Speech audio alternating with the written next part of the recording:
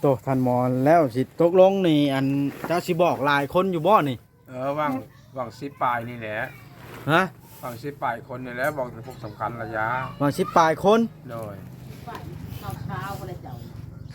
บ่เฮ็ดบ่เบิดบ้านแบบผู้แคนนะบ่เฮ็ดแล้ว ห้ามเฮ็ดแบบนั้นเด้อโดยถือว่าคันเฮ็ดแบบนั้นล่ะแนวกินบ่พอมาล่ะมันอายเพิ่นโดยวาง10ปลายคนนี่แหละอีกอย่างโตเฮานี่ก็บ่แม่นคนที่หั่งมีโดยอันนี้ก็หมู่ช่วยเหลือว่าง่ายๆซะผู้เพิ่นใจบุญเพิ่นมองเห็นเพิ่นช่วยเหลือซื่อเพิ่นเมตตาเฮาซำใดเฮาก็ได้ซำนั้นบ่แม่นสิว่าได้หันได้นี่สิ่งของแล้วสิไปอวดอ้างชาวบ้านจะอวดอ้างบ่แม่นแนวนั้นได้เฮาต้องเก็บไว้ในใจก็พอบ่ต้องไปเอาคืนสมมุติว่ามีผู้ดูถูกดูแค้นก็ได้เด้อลุงหมอบ่แม่นสิว่าโอ้ผู้ฆ่าได้แล้วเด้อเฮือนชานอย่างชั้นอย่างซี่อยากอวดอยากอ้างเขาบ่แม่นในนั้นกระเจ้าฮู้อยู่แล้วว่าเจ้าน่ะได้เฮือนเบิดบ้านกระเจ้าฮู้อยู่แล้วเพราะว่าเขาเจ้านี่สิเห็นคลิปค่อยกระเจ้าก็ต้องเล่ากันว่าทานหมอในย่าไปนอนให้อยู่โศกละเด้อน่ะแม่นบ่แม่นแล้ว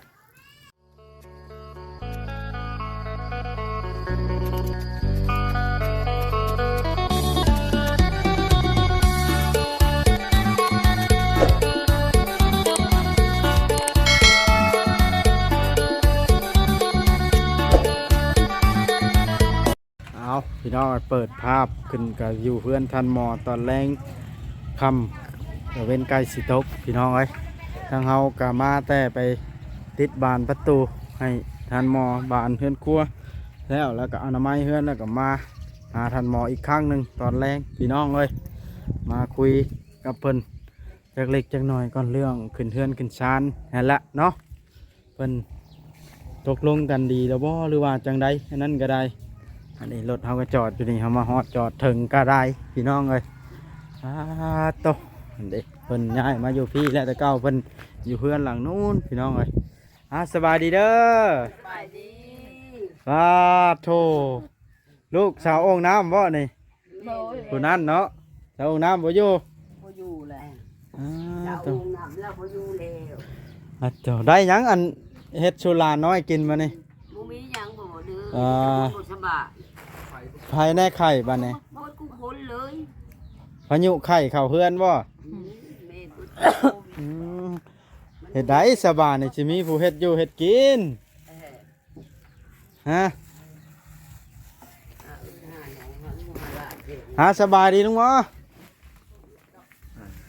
สบายดีโธ่พักผ่อนบ่โดย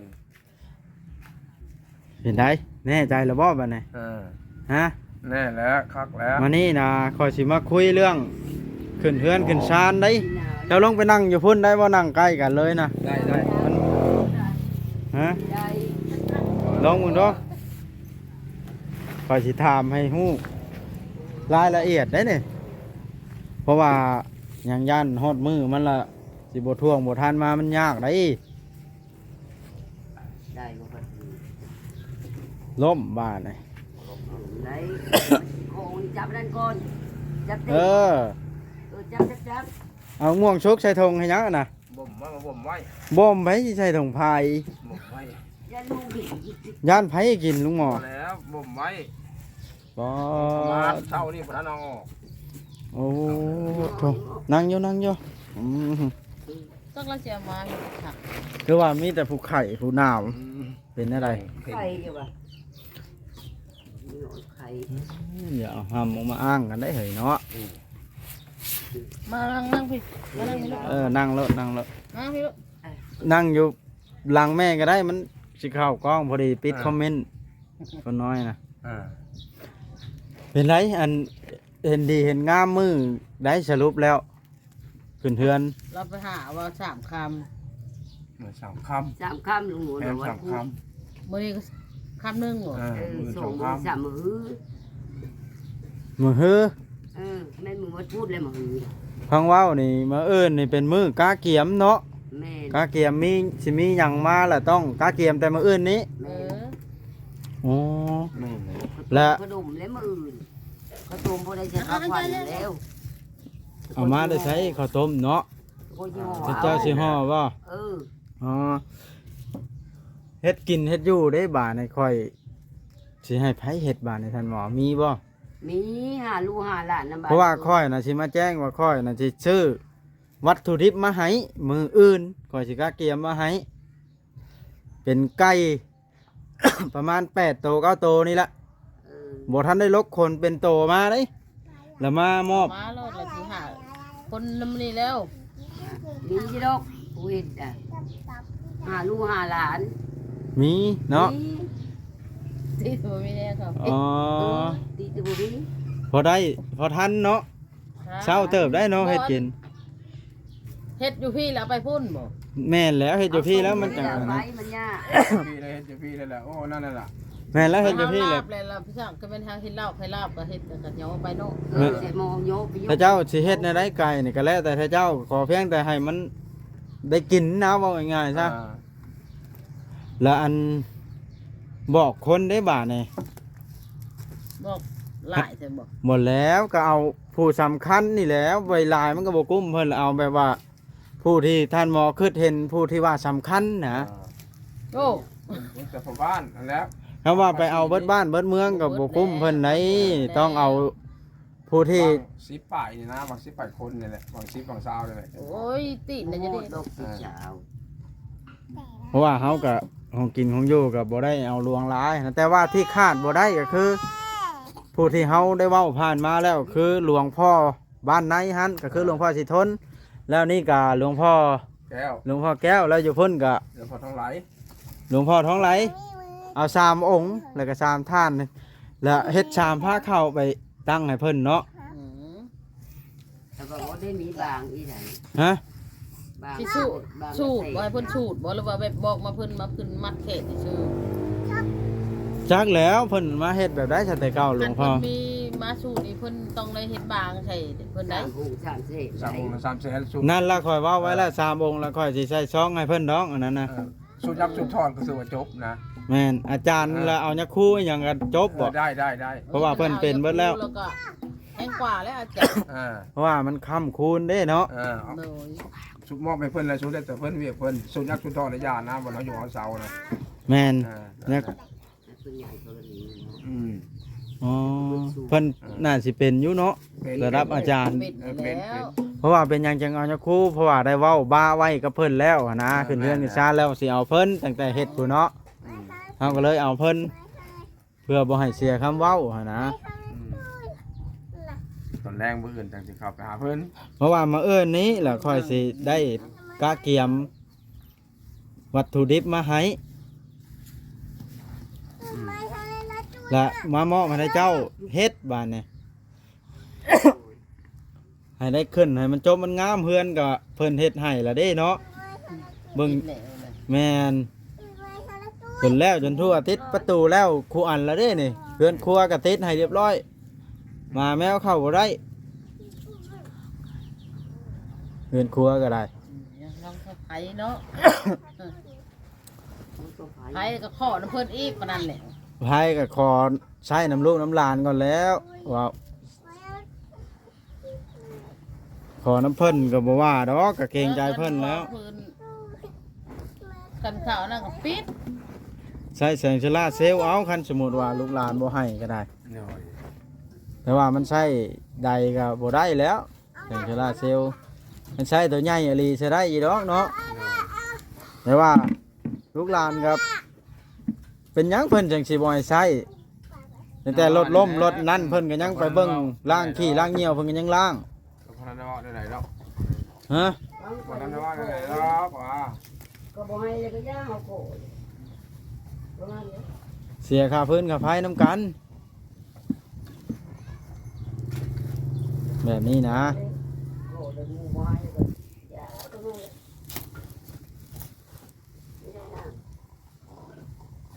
่ได้นะ หับปากเนาะว่าต้องมีผู้เฮ็ดเนาะ มี มี เออเพราะว่าค่อยนะบ่แม่นหยังจากบ้านไกลเพราะว่าฮอดเวลาเพื่อค่อยกะเกียมจังสิได้มาล่ะ มาเพื่อนพุ่นเลยหั่นนะ แต่วันนี้เป็นอำนาจการปกครองเป็นคนเป็นอย่างละเสียหายอยู่ทั้งนี้กับบรมบลายดอกยักษ์คู่เราคอยสิไป ให้เขาไปหาพูดพอต้องไล่ตัวเอาต้องไก่ แม่นเจ้าละหาบอกอ้ายน้องให้เจ้าหาละ บอกกันแล้วบอกกับคนนั่นแล้ว พอได้เฮายามเฮาเจ็บเป็นแล้วพอได้ให้เพิ่นมาเบิ่งมาแย่งคันเฮาบ่ฮอดบ่ถึงเพิ่นเนาะสมมุติว่ากะเพิ่นก็บ่มาใกล้เฮาคือกันได้บัดฮอดยามเฮาเป็นนั่นเป็นนี่ให้นะ บอกเนาะบอกกับคนแล้วกับคนไก่ตรงนี้แล้วคนไก่ตรงนี้นะ แต่ว่าของกินของโยก็ซ้ำที่ค่อยเว้าละใกล้ก็โตบ่ได้อันใหญ่ได้ 8-9 โตก็ได้ประมาณโลนี่แล้วตัวหนึงก็ได้ มันก็ใหญ่ในน้องไผ่เนาะ ฮะ มันก็จะวัดผู้คุณแม่จะเป็นเครื่องหมดแล้วเนาะ7-8 แม่แล้วก็7-8 ผู้เนี่ยก็จะโยก็หลายเนาะก็บ่หาหลายบ่ดอกบางสิ แม่นเพราะว่าข่อยซื้อไก่นี่ซื้อเป็นโลได้โลหนึงเท่าใดจะว่านะ แม่นนะซื้อเป็นโลติดเป็นโลแม่ แม่นเพราะว่าเป็นหยังจังเอาไก่เพราะว่าฮีดของบ้านเมืองเฮาเขาถือกันเนาะ ใช่ถ้าขึ้นเฮือนขึ้นชาละถ้าอยากให้ค้ำหมดคูณละไก่เพิ่นว่า ไก่เนี่ย มันเป็นฮีดตั้งแต่ผู้เฒ่าผู้แก่เพิ่นถือมาเนาะเห็นดีกันว่าวัน3ค่ำเนาะกงกับวันที่หยัง จังวันที่ยังมื้อนี้ค่ะ มานี่วันที่12มื้อนี้ 13 มื้ออื่นละ เป็น13ตรงกับวันที่14เนาะ 14 แม่นวันพุธ แม่น มานี่วันจันทร์มื้ออื่นวันอังคารมาฮื้อละวันพุธ โอ้คือมือวันพุธ โอ้วันพุธเราไปนอนคืนแรกละพอดีมื้อเลขออกได้หาเนาะ ไปใช้น่ะจะบุกไหม โตชาวองค์น้ำองค์ไหนละบ่อยู่เนาะ อยู่แล้ว ลูกน้อยละป้าไว้ให้เจ้า น้าบ่ได้เพิ่นสิอยู่เพิ่น อ๋อ คิดว่าหมา สิ่งที่ค่อยให้บอกอันนี้นะค่อยสินับมาเด้อผู้ที่ค่อยให้บอกนะถ้าเจ้าบอกก็ค่อยก็สิไปบอกก่อนอยู่ดอกชาแตงอ่อนก็แม่เราเด้อ บอกกันแล้ว เพราะว่าหยังเราก็อันไปเบิ่งความเจ็บความโชว์เด้เราก็มาป้อนฮอนมาเกี้ยงเราเนาะ บุกปื้อนะก็บอกมันแล้วบุกปื้อ โอ้ยค่อยไปนำเอาอันน่ะโมเมนต์ให้บอกเลยซื้อคันบ่เห็นเรามาค่อยไปนำพุ่นน่ะ บอกมันแล้ว บ่แล้วเราก็เฮ็ด เราเฮ็ดจนแล้วน้ำกันเด้แต่ว่าเฮือนสิแล้วในมือตีนเจ้ายังกำบ่ได้เลยเนาะ ยังก็ขด รอดบ่เนาะบัดนี้ ว้าวหยอกได้ลุงหมอเอ้ยจังใดก็พยายามเด้อ แล้วว่ามันจะเข่งมันจะเข่งอยู่อ่ะ ยังเข่งเนาะ ยังเข่งอยู่ยังตะกี้ตีได้งับอะไร เป็นไดไปเห็นแล้วเราบ่อันข่อยติดนั่นประตูอันครัวให้นะ งามเห็นแล้วงามแล้วสำนันเลยไหลแล้วสำนันนะไหลแล้วเห็นดีน้ำเห็นเลยอยู่ในเช้าเลยเห็นดีน้ำแล้ว มันคาต่อเราต้องแก้ไขต่อบัดเจ้าไปอยู่เด้อ ตัดแล้วให้เขาจับไปตัด ถ้าจะให้ไผเอาจากไปตัด หลอดได้หรอกให้เขาจับไปตัด แล้วชิงค่อยสิซื้อมาเมื่ออื่นนี่แหละพริกเกลือเป็นนัววัตถุการใช้นะแม่น โอ้ยบ่บอกสิคงจะพวกผู้หญิงอยากมีจะโปกนี่ได้ใช่ แล้วมาหม้อมันได้เจ้าเฮ็ดว่านะ มีรอกวันนี้แล้วมีรอกเห็ดยากหรอก เฮ็ดให้มันแล้วมันทั่วเนาะอันนี้ก็บ่แม่นได้ว่าเฮ็ดใหญ่เฮ็ดโตเฮ็ดให้มันแล้ว บ่ได้ฮีได้โคมันนี่ แม่นเพราะว่าทางแม่ใหญ่ใจบุญเพิ่นบอกมาแบบนี้นะมาอื่นละถ้าเป็นไปได้ละถ้ามีคนละคอยย่างให้ไปอันกวาดอนามัยในตัวในเฮือนนั้นกับน้องหันให้มันบ่มีขี้ดินแล้วค่อยละสิซื้อเอาสารมาปู ยังสิไปอ อ นา นา มั มั ย ยก็ไปอนามัย เด้อ หลายคนอยู่รอกจะไปอนามัยได้เบื่อเราจากคนหมดเลย ห้องน้ำห้องในก็เขาเฮ็ดประตูเรียบร้อยแล้วค่อยสิซื้อทางพร้อมมาใส่น้ำแล้วเข้าห้องน้ำได้สบายมื้ออื่นเพราะว่าค่อยเฮ็ดล็อกเรียบร้อยเสียแต่คนบ่แข็งแรงซื่อๆเดี๋ยวนี้นะ โยกบ่แข็งแรงก็ไปพุ่นแล้วก็เข้าเองแล้วบาดนี่ห้องน้ำไปคือกันแหละ นั่นแหละข่อยเฮ็ดเอารุ่นนั่งพร้อมเนาะ เข้าเองได้แล้วนี่ อันว่าบ่มีผู้หนึงข้าวหนึงน้ำละโทรเอาชาวโอ่งน้ำมาหนึ่งให้เด้อ โดย หรือเราเอาผัวไปเลี้ยงก็บัดเจ้าเบิดบุญก็คันเจ้าบ่มีผู้ให้แท้ก็ให้ชาวอู้น้ำเช่นให้คันเจ้าบ่มีผู้ไปเบิ่งไปแยงก็ได้ โดย เด้ออันนี้ก็แล้วแต่เจ้าได้ค่อยก็เว้าในบ่อนสมควรเว้าหั้นนะเพราะว่าถ้าไผเบิ่งเฮาต้องแพงผู้นั้นได้ฉันบ่มีผู้เบิ่งเฮาได้ โดย อันนี้ก็เว้าบ่อนแม่นได้นี่ โดย กูมีบ้านเอามันบ้านนั้นบ้านใดคือกัน หรือว่าเจ้าอยากอยู่ผู้เดียวบ่มีผู้หนึงเข้าหนึงน้ำก็สุดแล้วแต่เจ้าบ่เอาไผก็อันนี้ก็ค่อยบ่ได้บังคับได้ เนาะ แม่นข่อยเฮ็ดให้แล้วเรียบร้อยแล้วเด้ อยู่ผู้เดียวก็ชุดแล้วแต่ แม่น ตะกี้ว่าบ่มีบ่อนอยู่ แม่นตะกี้บ่มีมันอยู่ อืม นอนให้นอนห้องอยู่ในตู้อยู่ มันนี่มีบ่อนอยู่เลยคันจะเอาหลานเท่าไหร่ก็เอา แม่ บ่ได้ห้ามแม่บ่บ่เลยแล้วสิเอาหลานทั้งนั้นก็เอา แล้วแต่แล้วนะ ลูกชาวแพงชาวใจเขาจะเอาใครก็เอา เราพอใจให้ไผไปเบิ่งแยง แล้วได้ แม่น บ่ได้บังคับเราอีก หรือว่าเราพอใจอยู่ผู้เดียวก็ชุดแล้วแต่แล้วนะ อืม อันนี้ก็ได้แล้วตายไผเว้าขออนุญาตนำเด้ออันนี้ก็เว้าใน เนาะ สิ่งที่ไผหลีกเลี่ยงบ่ได้อยู่แล้วอะนะ เออแม่ คนในโลกนี่บ่มีผู้หลีกเลี่ยงได้บ่แม่นว่าสาบแช่งได้ มีแต่ต่างแต่ผู้ไปก่อนไปหลังเนาะ แม่นอันนี้ก็เฮาเว้าบ่อนเบิดนะ แม่นแหละ เฮาเว้าเพื่ออนาคตมัน ต้องเกิดอยู่แล้ว ทำหน้าเฮา เรื่องแบบนั้นหั่นนะ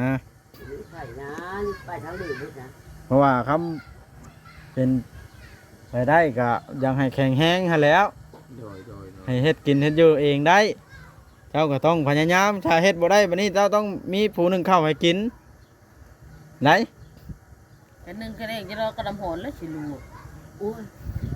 โอ้ยย่อเข้า คัน บ่ได้ สมมุติว่าอันนี้เว้าบ่อน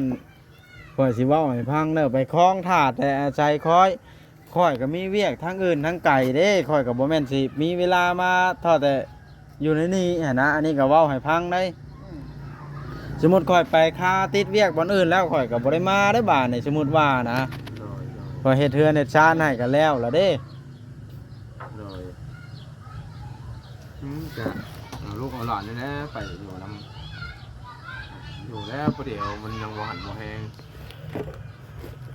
อันนี้ก็ที่ขาดบ่ได้ก็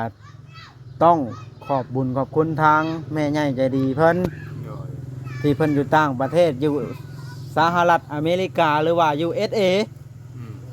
ซอยเนาะ ผู้ช่วยเหลือเฮาในครั้งนี้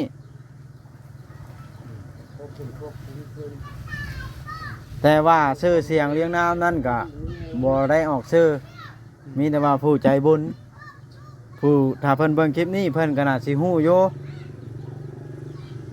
เพิ่นก็ดีใจแหละเฮาเอาขอในเพิ่น เอ้า